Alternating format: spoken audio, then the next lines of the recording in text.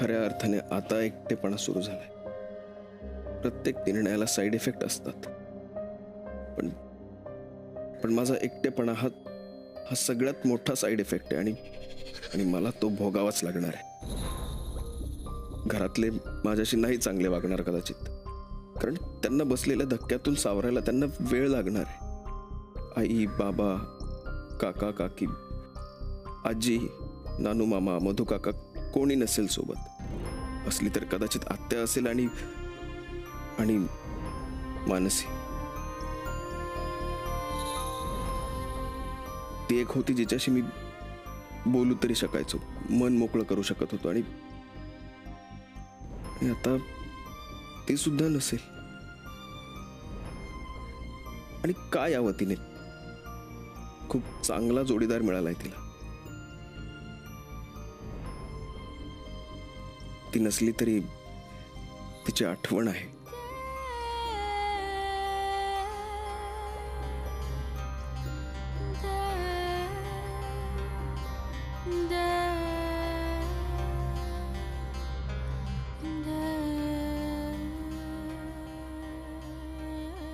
विक्रांत,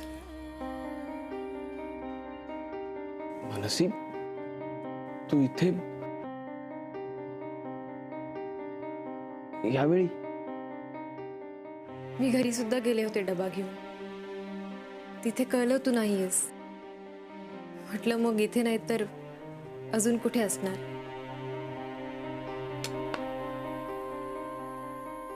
हे बघ, आता प्रश्न, मनातले विचार, गप्पा खूप झाल्या. आता पटकन खाऊन घे. मानसी, अशी कशी आहेस ग तू? तू अशा परिस्थितीत सुद्धा सगळ्यांचा विचार कशी करू शकतेस? ज्यांना आपण आपलं मानतो त्यांचा विचार करायला काळ वेळ लागत नाही विक्रांत. हो, पण अशा या परिस्थितीत मी माझं डोकं शांत ठेवलं इतकंच, आणि हे मी तुझ्याकडूनच शिकली. कारण हवालदिल होऊन काही होत नाही. त्यापेक्षा शांतपणे विचार केला तर सगळे प्रश्न सुटतील. हे कधी ना कधी होणार होतं हे आपल्याला माहिती होतं विक्रांत. हा धक्का घरच्यांसाठी आहे, आपल्यासाठी नाही. पण त्यांना तो धक्का बसलेला बघून तुझी ही अवस्था होईल हे कुठेतरी जाणवलं होतं मला. म्हणून आले मी. घे, सुरू कर.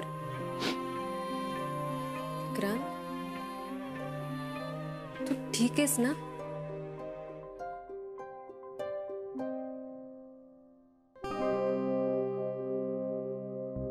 केतकर,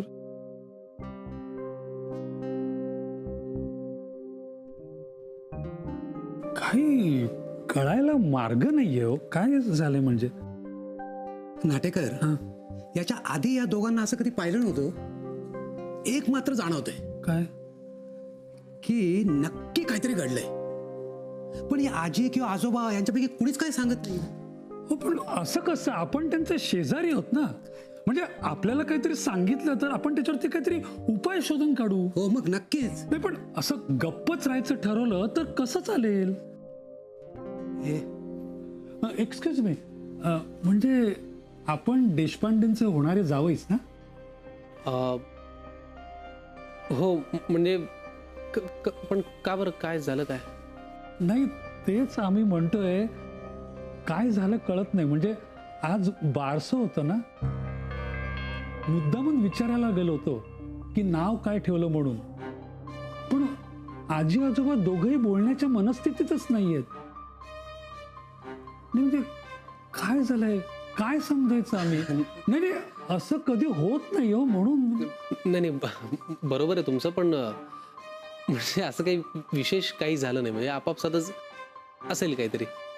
आणि हो, बाळाचं नाव ईशा असं ठेवलंय. अरे, ईशा, छान नाव आहे की. नाही, पण तुम्ही बघा जरा बोलून. म्हणजे नाही, काही लागलं तर आम्हाला सांगा, आम्ही शेजारी आहोत त्यांचे. हो, मी नाटेकर. नक्की विचारा आणि सांगा. बर, मी लागलं तर काही सांगेन. थँक्यू. नमस्कार.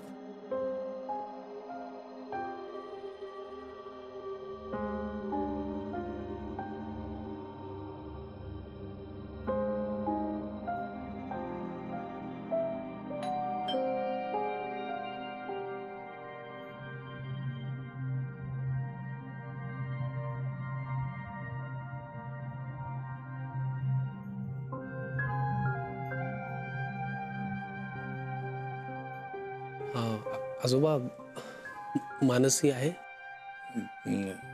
नाही नाही. मी फोन करतो तिला.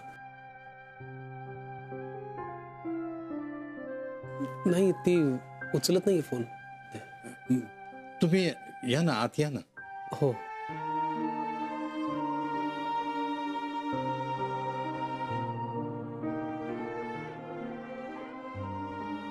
तुम्ही जेवलात? नाही हो, भूकच नाहीये. असं म्हणून कसं चालेल? आजी आजोबा जे घडले आता ते डोक्यातून काढून टाका. तसं मानसी सगळं करून गेलीये. मग आता वाजलेत किती? उशीर झालाय. तुम्ही दोघांनी आता माझ्यासमोर जेवून घ्यायचं. मोनिका आणि बाळ, तिच्याविषयी काहीही विचारू नका. ती काय करत असेल हे विचारायला सुद्धा गेलो नाही आणि बघायला सुद्धा गेलो नाही.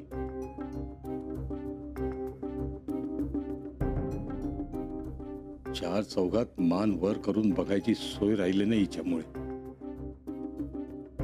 आजोबा आजोबा तुम्ही शांत व्हा. तुम्ही का स्वतःचं बीपी वाढवून घेताय? जे घडलंय त्याचा विचार करून फक्त तुम्हाला त्रास होईल. ते बदलणार आहे का?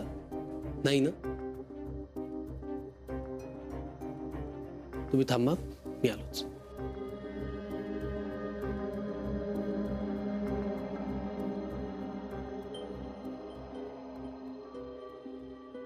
हे घ्या घ्या.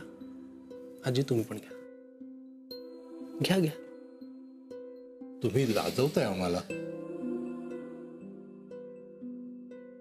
जे घडलं त्यानंतर आम्हाला असं वाटलं की अहो, मी तुम्हाला आजी आजोबा म्हणतो ना. मग नाती तयार होण्यासाठी कुठलं निमित्त असायला लागतं का? नाही, ती तयार होतात. तुम्ही आता प्लीज झालेल्या गोष्टींचा अजिबात विचार करू नका. तुम्ही शांतपणे जेवा. आजी तुम्ही घ्या. मी तोपर्यंत मानसीला फोन करतो.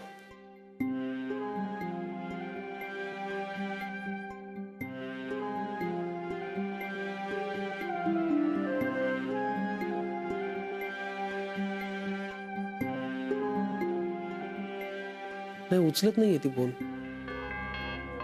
गेलीये कुठे पण? डबे घेऊन गेली. तिकडे दळवींकडे सुद्धा कुणी जेवलं असेल असं वाटत नाही. हो, बर, तुम्ही सुरू करा बघू प्लीज.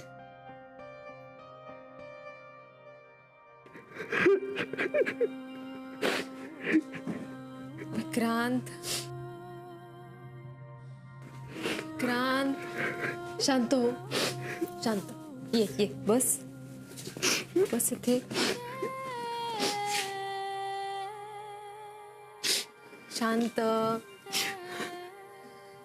काही नाही, इतक्या महिन्यांचं चाचलेलं वाहून गेलं. हलकं वाटतंय? इकडे बघ. आत्ता तू जे रडलास ते शेवटचं. आता यापुढे रडायचं नाही, हरायचं नाही. उठ आणि घर सावर. त्या एका धक्क्याने घर कोलमडून गेलंय रे. प्रत्येकाला तुलाच आधार द्यायचा आहे आणि अजून बऱ्याच गोष्टी करायच्या आहेत. ईशाला सांभाळायचंय, तिचा बेस्ट फादर व्हायचंय आणि ही जबाबदारी तू उत्तम पार पाडणार आहेस. बी पॉझिटिव्ह.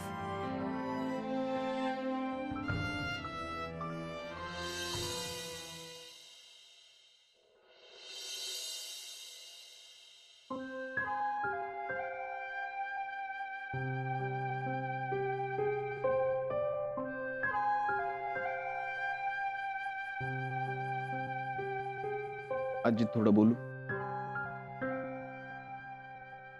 काय बोलायचं? खरं तर मला बोलायचं नाहीये, मला ऐकून घ्यायचं. तुझं काय बोलून झालं असेल तर तू निघून जा. आजी असं नको करूस. सगळं करून सवरून झालं आणि आता म्हणतोस असं नको करूस. तुला जे बोलायचं ते बोलून झालं असेल तर तू जा बाबा जा. आजी, अगं मी मुद्दाम काही नाही लपवलेलं. तुलाही माहितीये मी असं नाहीये, नव्हतो. मला आधीच माहितीये की तेव्हाचा विक्रांत असा नव्हता, पण आता तसा आहे. लपवणारा, खोटं बोलणारा. आजी, माणसाला परिस्थिती गप्प बसवते ना, तेव्हाच माणूस असं बोलतो. फसवलंय परिस्थितीने मला. आजी मी खोट्याचं स्पष्टीकरण द्यायला आलायस. मी खरं काय ते सांगायला आलोय आजी. खरं मला तुमच्यापासून कधीही काही लपवायचं नव्हतं, पण परिस्थितीत मी अडकत गेलो आजी. एकातनं दुसऱ्यात, दुसऱ्यातनं तिसऱ्यात, असं करत करत मी अडकतच गेलो. आणि कुणाला त्रास देणे हा माझा उद्देश कधीच नव्हता. उलट माझी इच्छा होती की कुणालाही त्रास होऊ नये, पण शेवटी सगळ्यांना त्रास झाला. सगळे दुखावले गेले. सगळ्यांचं माहित नाही, पण चूक झाली की शिक्षा करावी, गुन्हा झाल्यावर नाही. आजी मग कर ना शिक्षा. हीच तर चूक आहे ना बाबा. शिक्षा चूक झाल्यावर केली पाहिजे, गुन्हा झाल्यावर नाही. आजी तू प्लीज माझ्याकडे पाहून बोल, प्लीज. नाही, ही शिक्षा तुला नाही मला देते. तुझ्या हातून पहिली चूक झाली तेव्हा माफ केलं होतं मी तुला दसऱ्याला. तो दिवस मी कधीच विसरणार नाही. लग्नाविषयी तू खोटं बोललास, मी विश्वास ठेवला, तरी देखील तू पुन्हा खोटं बोललास. आणि ही चूक होती माझी, म्हणून मला शिक्षा भोगू दे. आजी मी खरं सांगतोय, हे सगळं मी मुद्दाम नाही केलेलं. तुला काय वाटेल याच विचाराने मी गेले अनेक महिने अस्वस्थ आहे. माझ्या आयुष्यातला सहजपणा निघून गेलाय. काहीच नॉर्मल नाहीये माझ्यासाठी, आणि कदाचित आताही नसेल. गेले अनेक महिने मी हेच ओझं डोक्यावर घेऊन जगतोय. ही माझ्यासाठी शिक्षाच होती आजी. मग सांग, तेव्हाच का नाही खरं बोललास? आजी अगं, लग्नाच्या मांडवात मला जेव्हा कळलं की मोनिका प्रेग्नंट आहे, तेव्हा दोन्ही कुटुंबांचा विचार करून मी गप्प राहिलो. आणि मी जर तेव्हा सांगितलं असतं तर एका तरुण मुलीची मांडवात बेइज्जती झाली असती, आणि त्यातनं आपल्याला काय मिळालं असतं? तिचे आजी आजोबा त्या धक्क्यातून सावरू शकले नसते. मला आत्या म्हणाली सुद्धा की तू सगळं खरं सांगून टाक, पण मला त्या क्षणी ते योग्य नाही वाटलं. आणि हा निर्णय त्या क्षणी घेतलेला होता आजी. आणि मला जे कळलं होतं त्याचे डिटेल्स सुद्धा समजून घेणं गरजेचं होतं. दोन्ही कुटुंब, एक तरुण मुलगी आणि तिच्या पोटातलं निष्पाप बाळ, यांच्यासाठी मी खरं नाही सांगितलं. आणि जे काही होईल त्याची जबाबदारी स्वीकारून मी लग्न करायला तयार झालो. पण एक खरं लपवल्यामुळे मला आणखीन खोटं बोलावं लागलं, आणि मी त्यात अडकतच गेलो आजी. आणि मोनिका नाटकं करत माझ्यावर कुरगुडी करतच राहील आणि हळूहळू मी खोट्याच्या दलदलीत फसत गेलो आजी. पण तुझे म्हणतेस ते बरोबर आहे आणि मला मान्य आहे. तू सगळं सांगितलंस ते बरोबर असेल सुद्धा, फक्त पराक्रम चुकला रे. हे सगळं नंतर सांगायच्या ऐवजी तेव्हाच सांगितलं असतं ना, कदाचित माफ करू शकले असते मी. म्हणजे त्याने माझी शिक्षा मला भोगू दे विक्रांत. यावर मी काय बोलू शकत नाही. आणि तुझं बोलून झालं असेल तर तू निघून जाऊ शकतोस.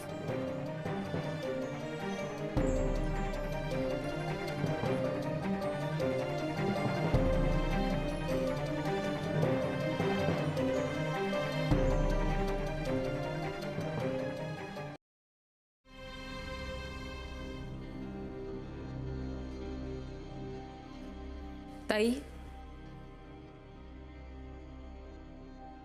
जेवलीस का? अरे वा, आलीस तू? दळवी घरातल्या सगळ्यांना नीट जेव खाऊ घातलंस ना? कसं जमतं ग तुला? ताई प्लीज, आता वाटेल ते बोलू नकोस. वाटेल ते बोलत नाहीये मी, खरं तेच बोलतेय. का त्रास होतोय? अगं त्रास तुझा होतोय त्यांना. त्यात एकतर मी तुझी बहीण आहे आणि त्यांनी मला त्यांच्या घरातलं मानलं. त्यामुळे कर्तव्य म्हणून मला काही जबाबदाऱ्या पार पाडाव्या लागतायत. पण कर्तव्य आणि जबाबदारी यातलं तुला काहीच कळणार नाही, कारण तुला फक्त अधिकार गाजवता येतो. त्यांनी तुला आपलं मानलंय. कोण म्हणून ग? कोण म्हणून काय? तुझी बहीण म्हणून. पण माझा तर आता त्या घराशी काही संबंध उरलेला नाहीये. काही वेळा ना आपण कुणाचे काय लागतो यामुळे त्यांच्याशी चांगलं वागायचं नसतं. त्या नात्या पलीकडेही बरंच काही असतं, पण ते तुला कळणार नाही. त्या नात्या पलीकडचं जे काही आहे ना, त्याच्यावर आक्षेप आहे माझा. मग हा तुझा आक्षेप तुझ्याकडेच ठेव, कारण मी आक्षेप घेण्यासारखं काहीही वागलेली नाहीये. पण तू मात्र कायम तसंच वागत आलीयस. कमाल वाटतंय ग मला. म्हणजे आजपर्यंत तू फक्त विक्रांतची बाजू घ्यायचीस, पण आता तर काय, तळवी कुटुंबाची वकील झालीयस. हवं तर तसं म्हण, कारण विक्रांत आणि दळवी ह्या अत्यंत चांगल्या माणसांना तुझ्यामुळे त्रास झालाय. आणि जेवढं मी तुला ओळखते, एवढं झाल्यानंतर सुद्धा तू शांत बसणाऱ्यातली नाहीयेस. सांग मला, आता काय अजेंडा आहे तुझा पुढे सगळ्यांना त्रास देण्याचा? मानसी, जास्त बोलतीस तू. त्यापेक्षा लग्न कर आणि चुपचाप आपल्या सासरी निघून जा. मला कळतंय तू माझ्या लग्नासाठी धडपड का करतेस. तुला मी इथे नकोय ना? हो, मला तू अजिबात नकोयस इकडे. का माहितीये? कारण आजपर्यंत तू माझी बाजू कधी घेतली नाहीस ना, समजून घ्यायचा प्रयत्न केलास. पण दळवी आणि विक्रांतची बाजू मात्र मस्त मांडतेस ग. आणि यापुढेही मांडत राहील. किती दिवस? 1 महिना, 2 महिने? मला माझा अजेंडा विचारत होतीस ना, आता मी तुला विचारते, तुझा अजेंडा नेमका काय आहे? माझा तर काय, आता त्या घराशी काहीच संबंध उरलेला नाहीये. पण तू जाणार आहेस ना बँगलोरला आपल्या सासरी? मग म्हणून सांगते मानसी, आधी स्वतःचा अजेंडा काय आहे ना ते नीट ठरव. कारण सलीलच्या आयुष्यात फक्त एकच अजेंडा आहे, आणि तो म्हणजे मानसीशी लग्न करणं. कळलं?